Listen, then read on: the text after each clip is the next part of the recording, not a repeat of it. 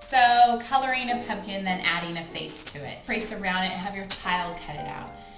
Pumpkins aren't too hard for them to cut out. So they can cut that out, or you can cut it out. I cut it out of white because I'm going to color it orange. But whatever color that you want to do is fine.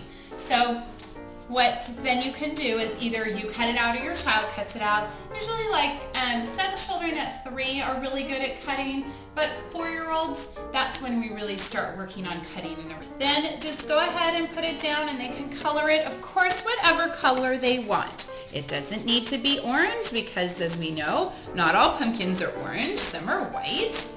And some are other colors as well. If it's a purple pumpkin they want to color, that's okay too. It doesn't have to be the color that we think it should be. However they want to color it. Some kids will probably color it rainbow, and some kids will maybe give it a pattern, and that's okay. And some may have polka dots. Whatever they want to do is great. You could cut out some things to make a face. So I cut it out of black, but you could even cut it out of yellow. So, when the light goes up in the pumpkin, it makes that yellow glow. You could do yellow as well. You can cut out whatever shapes that you want, or you can give your child a black piece of paper and let them cut out whatever they want, okay? So I cut out a little mouth, then I cut out the triangle eyes and the triangle nose, and then just some glue.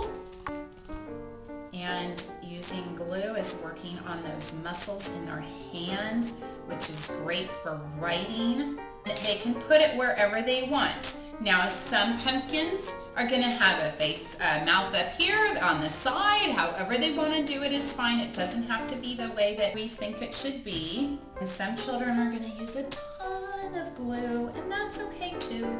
Just put some newspaper on your table, and then you won't get glue all over your table. And there you have it, a pumpkin. It's making a tree with some beautiful leaves on it. So let me tell you the things that you'll need to make this project. You'll need a piece of white construction paper. You could use any color that you'd like, but I think white just shows up the colors really well. If you have a piece of white construction paper that's a little bit longer, use that one. They look really neat when they get done. But if you just have the 8.5 by 11, that'll work great too, okay? A brown crayon, some paint. I would use yellow, orange, red, brown. You could use green too if you wanted. Those will be the colors of the leaves on the tree. So on the piece of white construction paper, have the child put their hand on it, and then you can trace around their hand and their arm. So if the child though wants to do the tracing, that is great. They can use their pincher fingers and use that grasp, and they can trace around their hand and their arm if they'd like. Have them just keep their hands steady and do the tracing themselves. Perfect.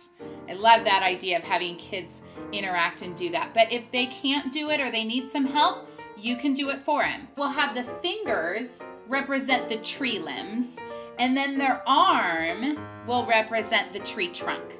Now, of course, I used my hand, so my hand takes up more room on the page, but a child's hand will be just little at the top, and then you'll have a long tree trunk. It looks so neat when it's done, okay? Now, of course, if they want to add some more fingers, some more tree limbs, they could do that as well and just put their finger a different way and just add some more. What you'll use the Q-tips for is the paintbrush. Of course, you could use sponges, you could use paintbrushes, anything like that to do this with and make a neat print. So, children will be using the Q-tips kind of like they would use a pencil or a crayon.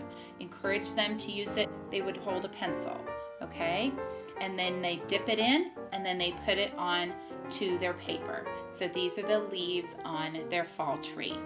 Now when they're holding this like a pencil, they're using their 3-finger grasp like this, and they're controlling it like they would a pencil. So they're building those muscles in their hands. The Q-tip in some paint and then put it on the paper, and then I'll show you kind of what it could look like. Now with the paint, I just put it on a plate like this, but in the classroom what I do is I put the paint in individual bowls. So I put the brown in one bowl, orange in one bowl, yellow in one bowl, red in another bowl. So then they have less chance of getting mixed up. And dip it in there. Now I put a thin layer of paint in the bowl because then they can just dip it a little bit like this. Now have it go on the tree like this. Okay, they can dip it once and get a bunch of dots out of it, though it's up to them. If they want to dip it one time, put it on the paper, dip it again, they can do that. Then I'd have another Q-tip for another color. You'll need a bunch of different Q-tips because you know they kind of pull apart and they get a little gross at the end sometimes. So make sure you have a bunch of them ready, and luckily Q-tips are pretty cheap and you get a bunch of them in a package. Now at home, you may just have a couple children and you can just do a few Q-tips. You don't need a lot. So see how it's starting to come together? They kind of look like leaves on a tree, and they're the colors of the leaves. So you can talk about that as they're painting.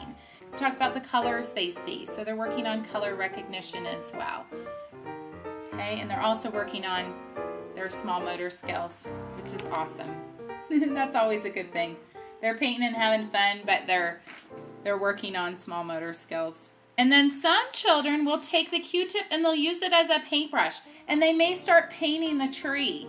And that's okay, because look at the great lines in the tree that it gets.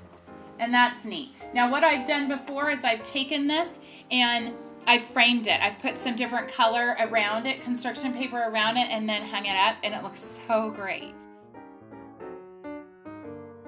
It's so much fun. So what you'll need is some tissue paper or construction paper. If you have scraps around, that's really good to use as well. And then just tear it up. So like the colors of leaves, red, orange, yellow, brown, purple, you know, whatever colors you can find. You can have the children help with this. And when they're tearing things, they're using their pincher fingers. They're working those muscles in their hands for writing and drawing, things like that, and painting. Okay, so have them help you. They don't have to look a certain way. They can be small, they can be big, however they want to do it is great. You'll need a good amount. I would, do a bunch because you're gonna sprinkle it on top of the kids. Get them involved in it, but kind of keep it a secret so they don't know what's going to happen, okay?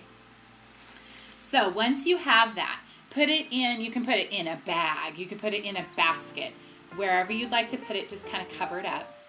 And then tell them, okay, we're going to sing a song, and I want you to lay down flat on your bellies. Okay, heads down, no peeking, flat on your bellies. Everybody do it.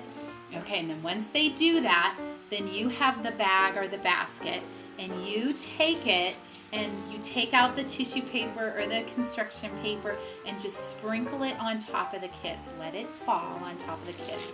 And as you're doing that, you can sing, autumn leaves are falling down, falling down, falling down.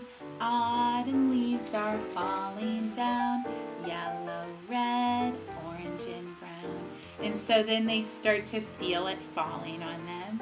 And then when they get up, they can just pick them up and they can play in them and throw them up in the air. And it's just a fun thing to do. Of course, you can work on great skills as they're tearing the paper.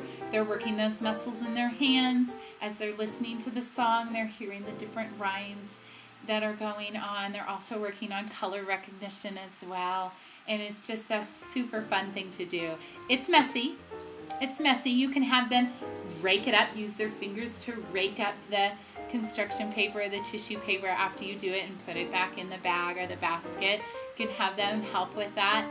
But it's just so fun to throw things up in the air and be playful and fun and giggle. It's a great time. It's making a fall wreath. Now, you could use this pattern at any time of the year, not just for fall. You could use it at Christmas or Valentine's Day or Easter, or whenever you would like to use it. Cut this wreath out. This wreath pattern will be on CollinsABCs.com under patterns.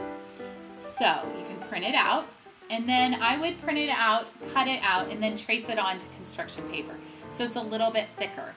If you would like to go thicker, because maybe you're using a lot of glue or something like that, you could put it on poster board. If you're doing it on construction paper, cut this out, Then trace it onto construction paper with this hole, this circle in the middle, traced on there, okay? And then you can cut out the center. You can give it to children to do, but it's really hard to cut out the center at 3 and 4 years old. Now, if you would like children to cut out this circle, you can do that with them. Some children love to use scissors and are excited to use scissors. Great. Have them cut out the big circle. If you have some children that aren't really excited about using scissors or don't know how, you can help them do that. Make sure that they're holding the scissors the right way. So their thumb is up in the little hole and the rest of their fingers are in the bigger hole. And make sure they're using it the right way. So you can say things like thumbs up. So their thumb is always up. And if you want, you can say that the mouth, the part that opens up, the scissor part that opens up, is like the mouth of an alligator or the mouth of another animal. But you can say, okay, open it up. And then when they put it on the paper, right on that black line, and they're cutting it out, you can say now chomp. So then they're chomping down on the paper and they're cutting it out. Now, if you don't want the children to cut it out, that's fine. You can just have these all ready to go. But it's a really great skill. They're using those muscles in their hands and while they're cutting out this circle, okay? And even if they just do a little bit, that's great. They're still working those muscles in their hands. And if you end up cutting out the rest, that's okay. At least they tried. If they're cutting it out themselves, it may not look like this big of a circle when it gets done, or it may look a little choppy. That's okay. Don't worry about it. So once that's done, the center is cut out and this outside circle is cut out, then you're ready to glue things on. Now what I would do is I would go on a leaf walk with the children. And I would go have them bring a little bag with them, go on a leaf walk, and look for leaves and fill up their bag with as many leaves as they can find. And then what I would have them do is come back and glue on their leaves onto their wreath. Okay? When they're using a bottle of glue, they are squeezing it and squeezing it and having the glue come out. They're using those muscles in their hands and they're building those up for writing and painting and drawing and things like that.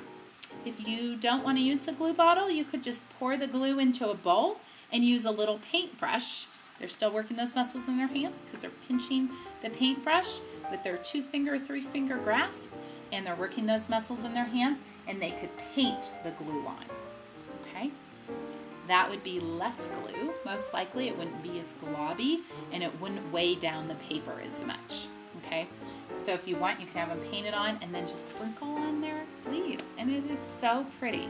Now when you're done and it's all dry, if you would like to, you can get a piece of ribbon or string or something and tie it on from the center here up here, and then just tie a bow, and then you can hang it up.